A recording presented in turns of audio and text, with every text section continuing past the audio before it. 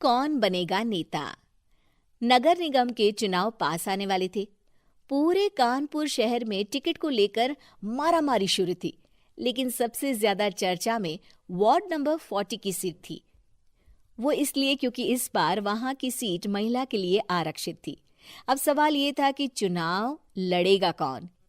इससे पहले ठाकुर साहब वहां से पार्षद थे और इस बार उन्होंने अपनी पत्नी सीमा ठाकुर को टिकट दिलवाई और ठाकुर साहब की शान के कारण सीमा जी ने 20,000 वोटों से चुनाव जीत लिया।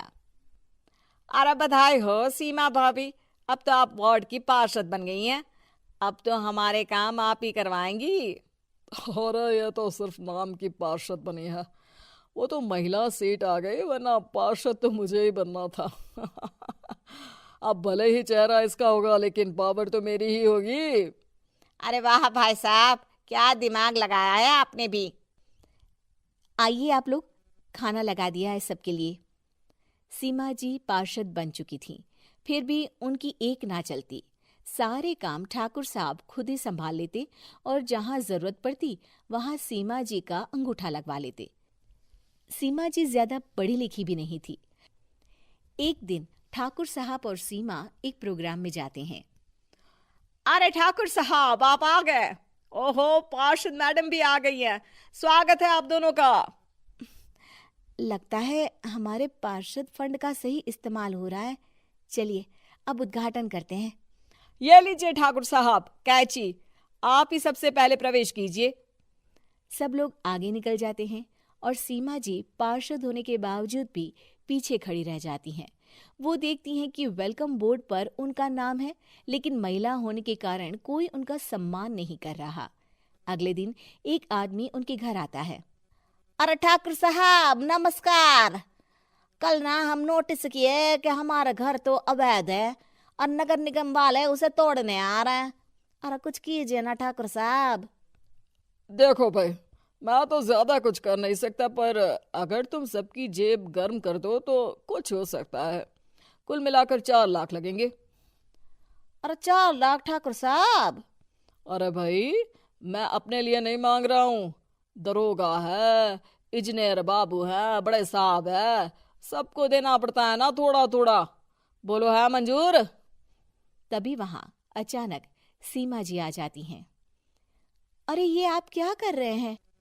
पहले इन्हीं लोगों से तो आपने वोट मांगे, अब इनसे ही पैसे ले रहे हो। अरे चुप रहो तुम, तुम्हारा काम है सिर्फ अंगूठा लगाना, तुम वही किया करो। मुझे दूसरे काम तुम मत सिखाओ, समझी? और तुम ना जाओ, अब पैसे लेकर आओ, वरना जेसीबी किसी भी वक्त आती होगी। सब कुछ ऐसे ही चलते रहता है। एक दिन सीमा जी और ठाकुर साहब को एक लोकल मीटिंग में बुलाया जाता है। वहां पर कई और अधिकारी लोग भी मौजूद रहते हैं। अब मैं चाहूंगा कि ठाकुर साहब हमारे बीच 2 शब्द कहें। मेरे प्यारे भाइयों और बहनों, आज मेरा सौभाग्य है कि मैं आप सबकी सेवा दिन रात कर पा रहा हूं। आपने मेरी पत्नी को भारी मतों से जिताया है, इसलिए मैं आप सभी का शुक्रगुजार हूं।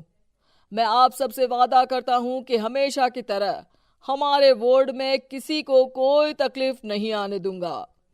सभी लोग तालियां बजाने लगते हैं।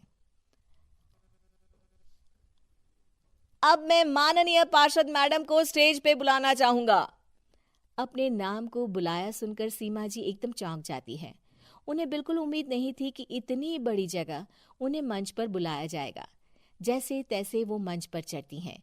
ऊपर जाते ही सीमा जी को सारी पुरानी बातें याद आ जाती हैं कि किस तरह उनके पति उन्हें कभी भी आगे बढ़ने नहीं देते और उनके नाम से गलत काम करते हैं। वो बोलने लगती हैं। मैं आपके वार्ड की पार्षद सीमा हूं। आप में से बहुत कम लोग ही मुझे जानते होंगे, क्योंकि इससे पहले मुझे कभी ऐसा मौका ही नहीं मिला। सारे मौके मेरे पार्षद पति यानी आपके ठाकुर साहब ही लेते रहे, लेकिन आज ये मौका मुझे मिला है तो मैं इसे ऐसे ही नहीं जाने दूंगी। मैं आपको ये बताना चाहती हूँ कि आपके ठाकुर साहब मेरे नाम की आड़ में गैर कानूनी काम करते हैं, जिस पर अंगूठों के निशान मेरे होते थे। इसीलिए मैं अपनी गलती मानती हूँ और आज अपने पद से इस्तीफा देती हूँ, ताकि आगे से कोई गलत काम ना हो पाए। अब फैसला आप सबके हाथ में है कि आप हमें क्या सजा देना चाहते हैं। सीमा जी की बातें सुनकर ठाकुर साहब के चेहरे का रंग उड़ जाता है और वो शर्म से मुंह नीचा करके वहां से चले जाते हैं और पद से इस्तीफा देकर ही सही सीमा जी अपने आप में आत्मविश्वास महसूस करती हैं।